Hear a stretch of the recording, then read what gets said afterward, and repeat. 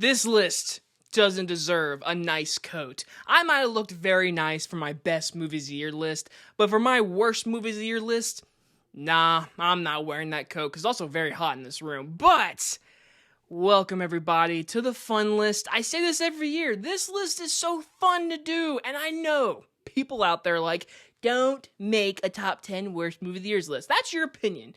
But we're all allowed to have an opinion. When you go and you eat food at a restaurant and you take a bite and you're like, this is not very good. That's your opinion. Are you going to go go tell the cook like, hey, this food sucks? No, you're not. But you're allowed to state your opinion.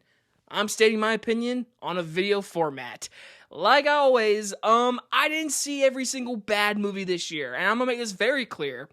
The Ice Cube movie, War of the Worlds, I did not watch, okay? I saw the memes. It looked horrible, but I'm not spending my time to watch that movie, okay? I've saw over 150 movies this year. There are plenty of bad movies I saw that need to be on this list. So, this is my list. This is my opinion. If you like any of these movies, cool. That's awesome. For me personally, I just regret watching this and wasting my life.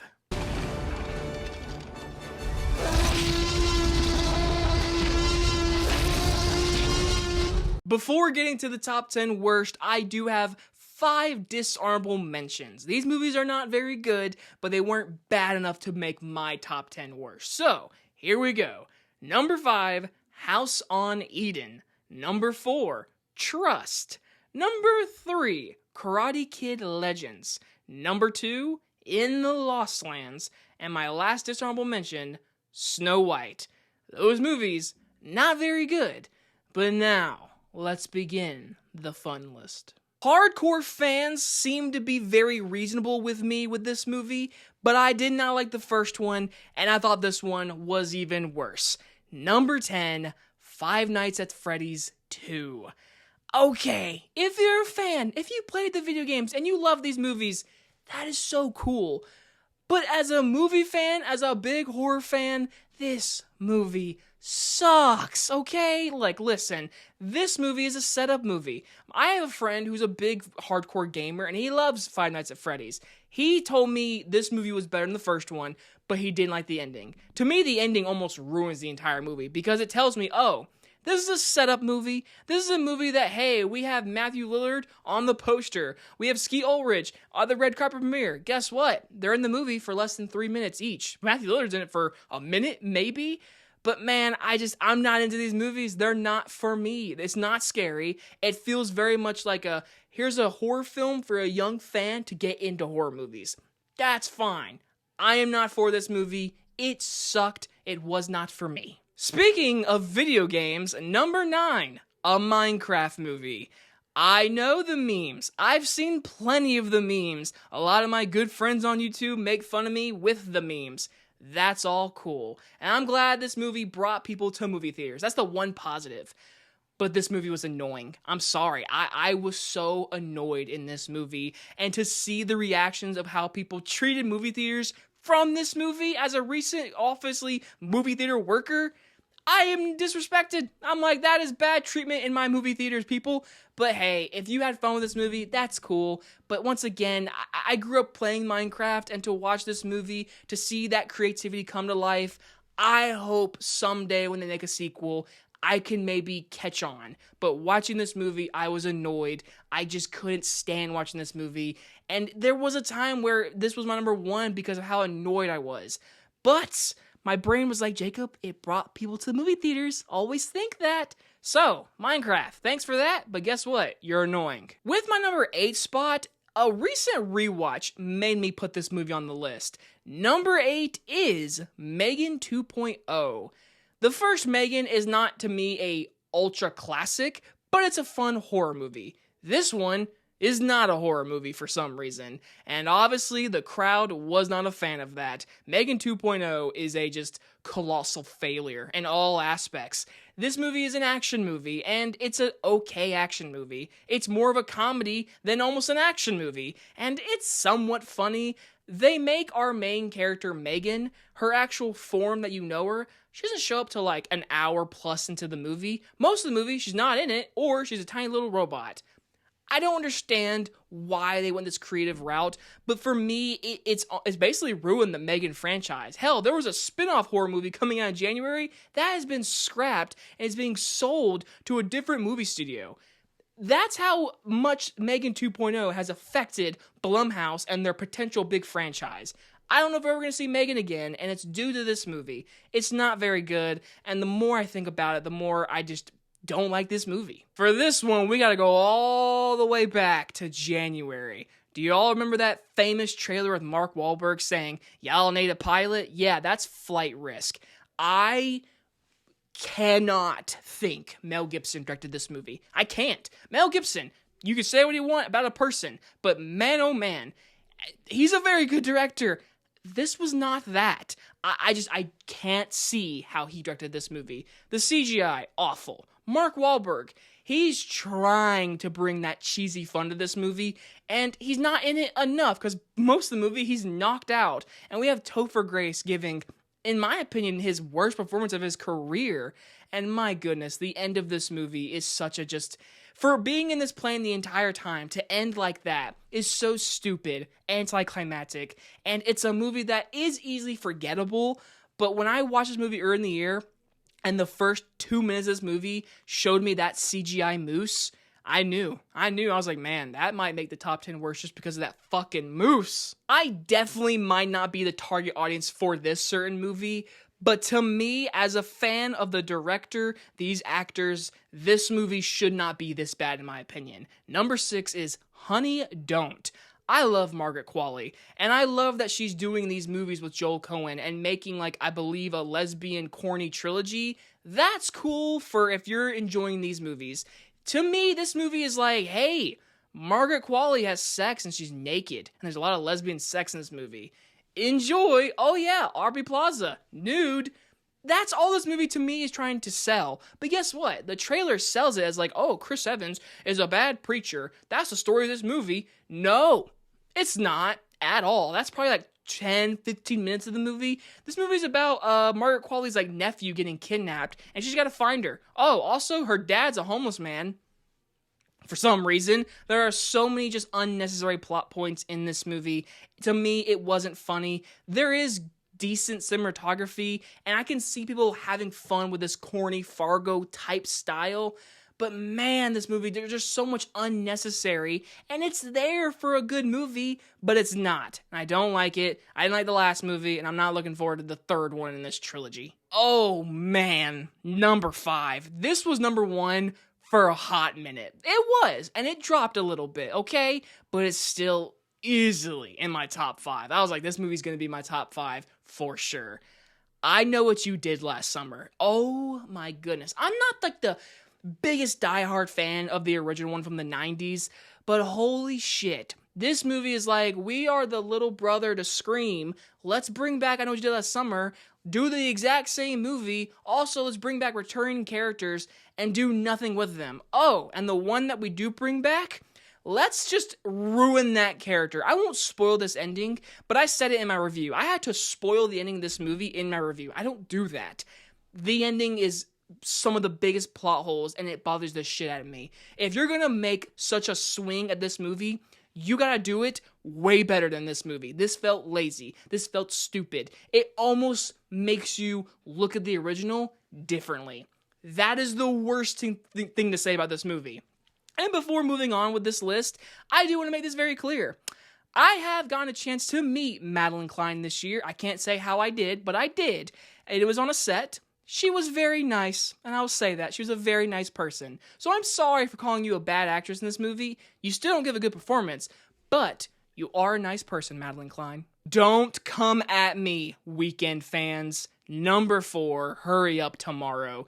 This is for Weekend fans. Making that very clear, because I saw this movie, and my God, it was a slog to get through. This movie, nothing happens in this movie. I love Jenna Ortega, but we don't need a 15-minute scene of her singing Weeknd songs to The Weeknd in the bed, because it's intense. It's messaging about The Weeknd and his personality dying as The Weeknd, and now he's able.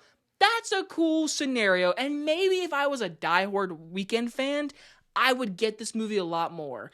but I watched this in theaters and I wanted to get up. I was so bored. Nothing happens in this fucking movie, and yet it might have great cinematography and beautiful colors. That's it. Everything else, easy. This title for this movie, boring movie of the year, goes to this one. Okay, here we go. Top 3. And number 3, I'm coming in hot. And I will say, this movie I did not get an F to. I should have. I said it in the review. I should give this movie an F. Well, sitting here, it's my number 3, because it deserves an F. And I hope all of you know it. Number 3, Happy Gilmore 2. I got just blasted in the comments for this movie. I had to delete so many comments in my review for this movie. This is just a mistake. Why are we doing this? The movie completely relies on old jokes from the original classic. That I love Happy Gilmore. It relies on those jokes and then redoes them with 100+ cameos with every celebrity you can think of in the sports world, comedy world. It don't matter. Everyone's in this fucking movie, and it's 2 hours long of the most ridiculous shit. Why did we need a CGI big third act for Happy Gilmore 2? Why even bring back Shooter McGavin if you're gonna bring him back to make him a bad guy? Oh, and then 2 minutes later, he's a good guy. Benny Safdie as the villain? Stupid. Obviously, his character is supposed to be silly stupid, but it doesn't work for me at all. Adam Sandler, it was cool to see you back as Happy Gilmore, but to make him a sad, depressed drunk after 20 years of not seeing Happy Gilmore return to our screens, that's what you do? This was a miss. This was a huge miss, and because of how much I got hated on, this movie grew on my list, and it's a solid number 3 of the worst of the year. So here's the thing with my number 2 and number 1. With my number 2, I'm gonna say this. This is the worst movie I saw in a theater this year. 100%. And I'm being a little nice because it's at my number 2. Because I make short films. I want to be a director one day. It is hard to make a fucking movie. And this movie, you can tell, is an indie, small budget movie. But guess what? They gotta put it in theaters. And I respect that. That's the only positive I can say about number 2. Number 2, Traumatica? Anyone? No one. Did anyone see this? Am I the only one to review this movie? Well, obviously not, because a lot of people seem to enjoy it in the horror TikTok world. I laughed. This is a movie you laugh at. It's hilariously bad. But the director has creativity. There are cool, creepy ideas, cinematography moments, but it tries to be so many different things. At one point, it's about trauma and family with a demon. Then it becomes a slasher in the third act. Then it introduces new characters in the last 10 minutes and completely goes in a different plot line to wrap everything up. It's so messy in the story department. The makeup on our demon is not bad. Again, for an indie project.